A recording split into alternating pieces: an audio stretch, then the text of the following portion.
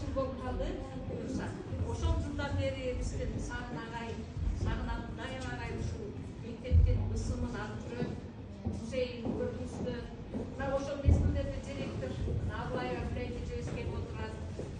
Мектептин ошол музейин ачып, мектептин атын ыйгарган ошондон бери мындай өрнөк менен элге таанылган болгон. Адамдар эч качан кулат, ысымдагы аттар адамдардын мээнети, адамдардын ак ниети өрнөк, адамдардын өмүр жолу мурас. Биз ошол бүгүнкү мурас өтүп кеткен агайларыбызды, эжелерибизди эскерип, алардын башыбызды ийип, бүгүнгө жакшы нерселерди ойлоп, аткарам деп коебуз. Сагын Абдуллаев 1910-жылы Талас районунун Көпүрө базар айылында туулган. Кесиби биология мугалими. Мектепте көп жыл иштеп, эл агартуунун отличный намын алган. Мичурин медали менен сыйланган. Өз колу менен 100 түп бак тигип, мектеп аймагын жашылдандырган. Анын урматына 1999-жылы мектепке аты ыйгарылып, музей ачылган.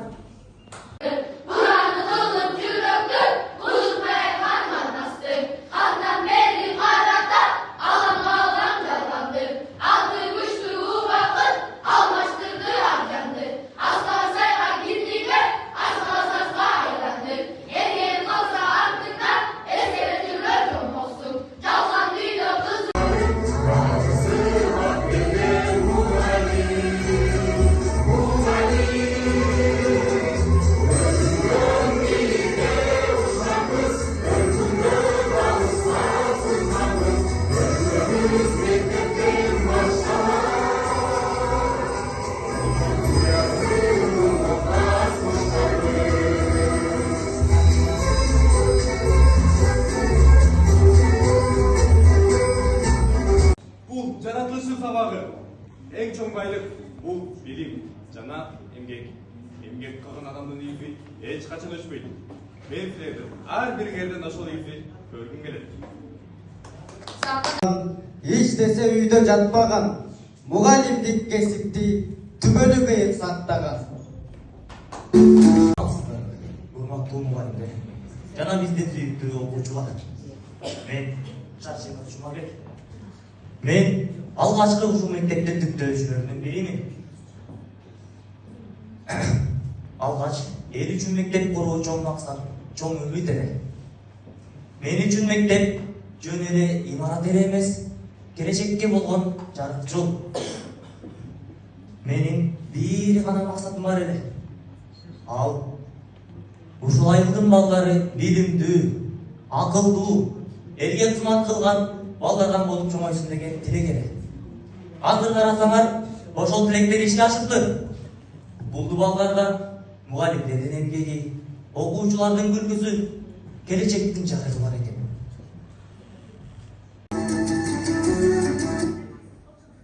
Саламатсыңар, урматтуу мугалимдер, окуучулар. Мен Эрманбетов Бакмурат. 1961-жылдан тартып эмгек жолунду баштагам. Ошол жылдары билим берүү оңой эмес эле. Китеп аз, шарт жок. Бирок биздин ниетибиз чоң болчу. Менин эң чоң максатым кыргыз балдары дүйнөгө эшик ачсын. Англис тилин үйрөнүп, билимдин жарыгына жетсин деген тилек болчу. Эң негизгиси билимге ишенгиле, элге кызмат кылгыла, жарык жолуңар ачык болсун. Салам балдарым, жана урматтуу жерлештер.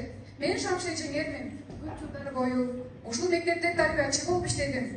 1960-61 жылдары бул мектеп жөнөкөй мектеп эмес эле. Чабандардын, малчылардын балдары окуган интернат болчу. Ошол кезде ата-энелери тоодо эмгектенип жүргөндө биз алардын балдарына эне болдук. Ар бир бала мен үчүн өз баламдай эле. Эртең менен эртең тургузуп, сабакка даярдап, кечинде жомок айтып, уйкуга азатчубуз. Ошол кезде жашоонун кыйынчылыгы өтө көп эле. Бирок мээри менен иштесең, баары жеңил болот экен. Азыр ошол балдар чоңоюп, өз үй бүлөсүн, элин башкарып жатат. Мен үчүн эң чоң сыйлык ошол. Мен ар бир мугалимге, ар бир тарбиячыга өз ыраазычылыгымды айтып кетким келет эле. Силер элдин жүрөгү, мектептин жарыгысыңар. Саламатсыңарбы, урматтуу мугалимдер. Мен Жээнбеков Байырыш. 2016 жылы мектептин 60 жылдык мааракесинде чогулдук. Бул мектебибиздин эркин билим берүү тарыхында өзгөчө орун ээлейт. Көптөгөн мугалимдер, анын ичинде өзгөчө Шаршенов Жумабек, Абдуллаев Сагын, Бакмурат сыяктуу улуу инсандык сапаттары менен таанылган агайлар жана эжекелер ушул мектепте өз өмүрүн арнашты. Бул мектептин ар бир дубалында эмгек, билим жана тарбиянын түбөлүк изи бар. 2017 жылы мектептин тарыхын чагылдырган Алтын Уян ыйык мектебим 60 жыл деген даректүү фото баяндоо китебин Байбекова Кулажаев чыгарды. Келечекте 2026 жылы 70 жылдык юбилейин майрамдап, мектептин көптөгөн ийгиликтерин көргүлө. Мектеп менин өмүрүм болчу, элге калтырган мурасы. Билимди бааларлар, бири-бириңе жылуу сөз айтырлар. Анткени эң чоң байлык бул адамдын жүрөгү менен акылында.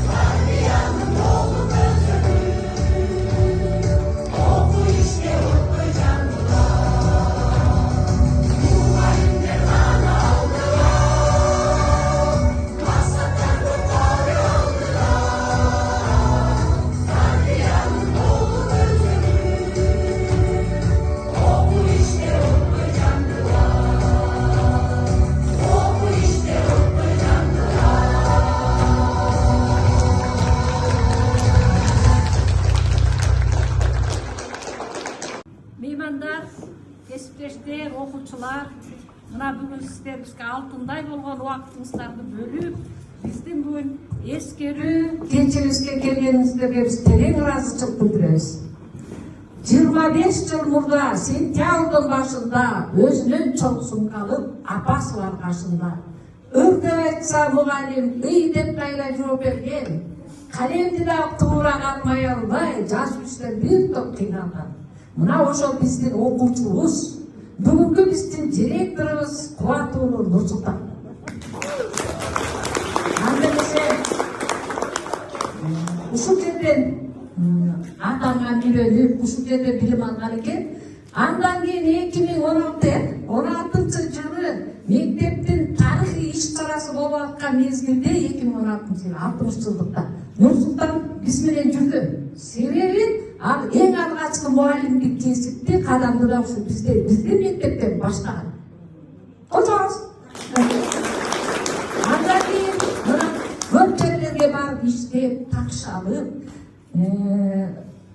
өнөрдү коюнчу.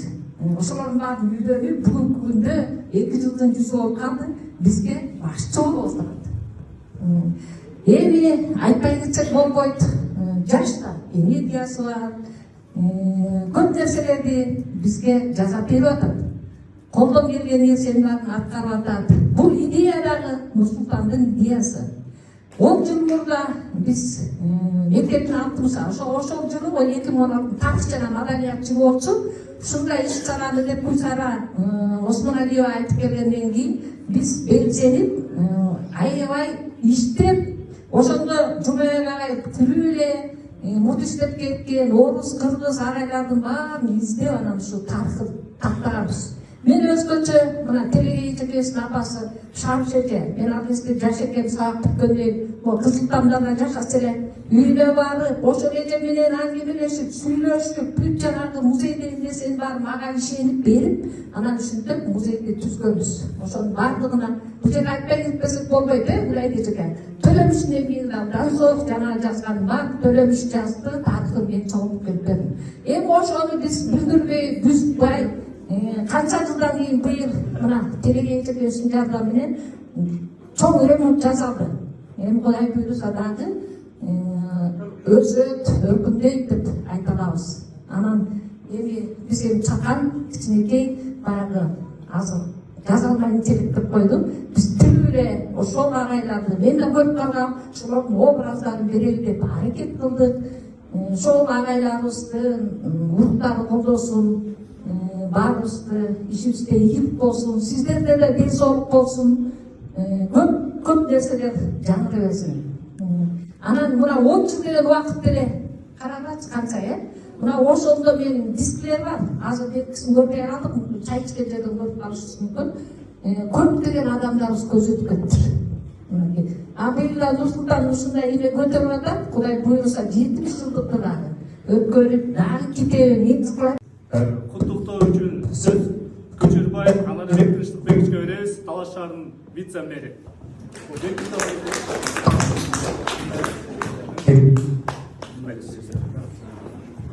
Саламатсыздарбы, урматтуу бүгүнкү иш-чаранын катышуучулары, урматтуу эжелер, агайлар, урматтуу биздин окуучулар. Мына бүгүн бир абдан жакшы күн болуп турат. Биздин Кыргызстаныбызда тарыхыбызды, руханий мурасты даңазалган күн болуп турат. Анткени мына биздин кыргыз эл картусуна абдан эмгегин сиңирген Сагын агайыбыздын музей ачылып атат. Бул тарых деген бул эмне? Тарых деген бул сенин атаң, чоң атаң, бабаң деп биздин Чокойбек деген агайыбыз эле айткандай, бул тарых биздин өткөн күн да. Анан ушу өткөн инсандарды, ушулардын эмгегин эскерип, ушулардын эмгегин баалап, ушундай бир жакшы иш-чара ачылып аткан бул абдан бизди кубандырбай койбойт. Ушул иш-чараны мындай өткөзгөнгө анан мына агайыбыздын эжекелери, балдар да келип атты. Ушул музейди ачканга, кайда жаңыртып ачканга салым кошкон эжекелерге, силерге да ийгилик. Мына баардык жалпы ушул 6-мектептин эмгек жамаатына да биз ишиңиздерге ийгиликтер кааламакчыбыз. Бул мугалимдик деген кесип, бул эң ардактуу кесип. Бул кесиптердин атасы десек да болот. Сиздер ушу биздин балдардын ушу коомго адам катары, инсан катары калыптанып кошулушуна, ошолордун жашоодо өзүнүн ордун табышына эң биринчиден салым кошкон сиздерсиздер да. Ошондуктан сиздердин дагы бүгүнкү майрамыңыздар демекчимин. Анткени бул майрам баарыбыздын эле. Анан ушундай биздин Сагын агайга окшогон арабызда жакшы, мыкты чыгаан инсандар көп чыга берсин. Баарыңыздардын ишиңиздерге дагы бир жолу ийгилик каалайм. Чакырганыңыздар үчүн чоң рахмат.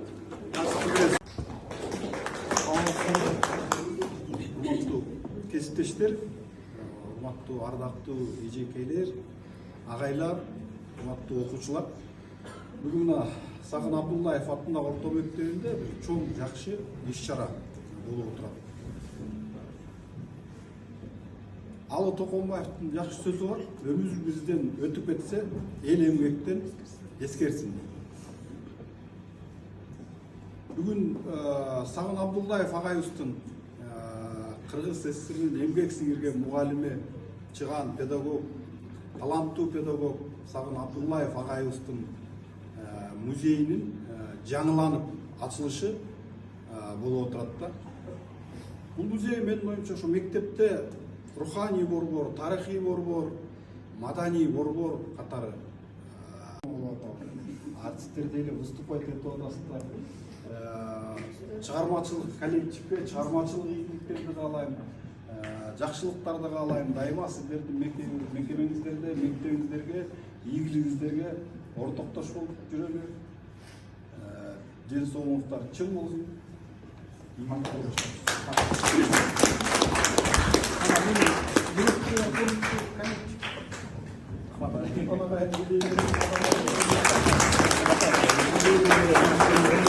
Эжекем апчем Телегей Сагындан барсак.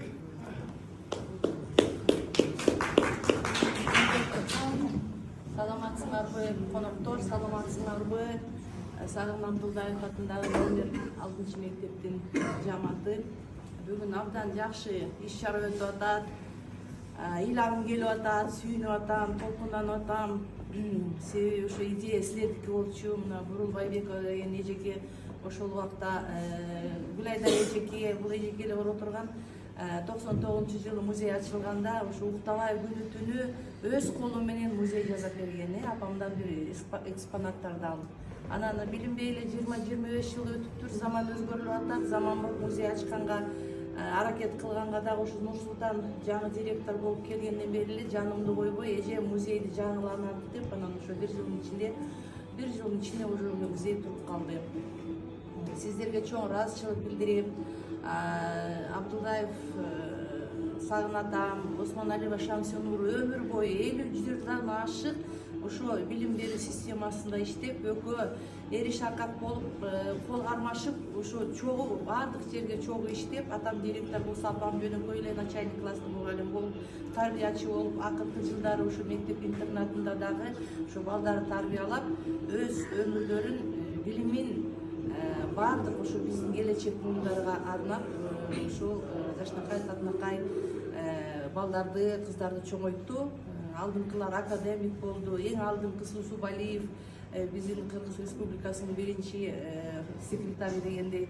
Ушундай балдар тарбиялады. Бизди 8 балага тең 8 жогорку билимдүү болду. Биздин үй бүлөдөн эле 4 заслуженный деятельдер бар. Заслуженный врач Кыргызской республики, заслуженный госслужбадагы, заслуженный журналист, эң акыркысы мен заслуженный деятель культуры болуп, ушундай жакшы балдарды тарбиялагандан кийин бул мектеп ыйык мектеп деп эсептеймин.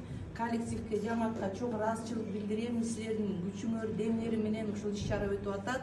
Өзгөчө Бурул эжеге ар дайым ошол мектепте алдыңкы флагман болуп жүрөт. Ошо мектепти жоебуз дегенде эже өзү чуркап, ызылдап, тызылдап коллектив менен ошо мектепти алып калды. Сиздерге ыраазычылык, жаш жетекчи энергиясы көп, ийгиликтерди каалаймын. Жаңы мектепте курула берсин. Алдыңкы мектептерден болгонго мен тилектешмин. Анан кичинекей бир белегим бар да, дагы тапшырып коеюн.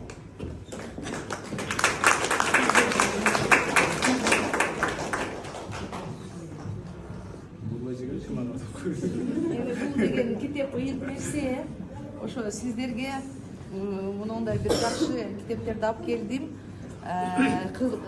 Кызыл кыргын деген ошо 100 жылдыкка арналган. Эже ошо сиз көп иш-чара өтөсүз. Улуу Кыргыз. Мына жерде Курманжан Даткадай жүрө бериңиз. Анан Сыйлат деген Элубай Отунчиевдин жакшы китеп. Эң негизги баалуу нерсе бул китепта. Китептен баалуу эчтеке жок.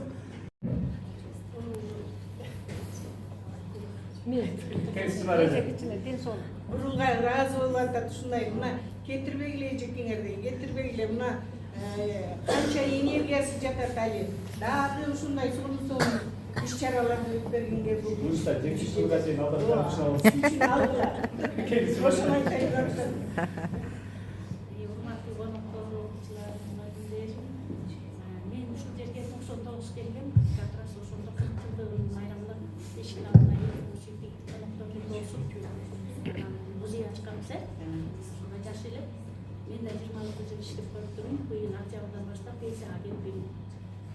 Бул мектеп мен үчүн ак жолдой мектеп. Ушул жерден артык көбөйүп дегендей сыйлыктарды алдык. Балдарым окуп бүттү. Бул мектеп балдарга билим беребиз. Рахмат баарыңарга.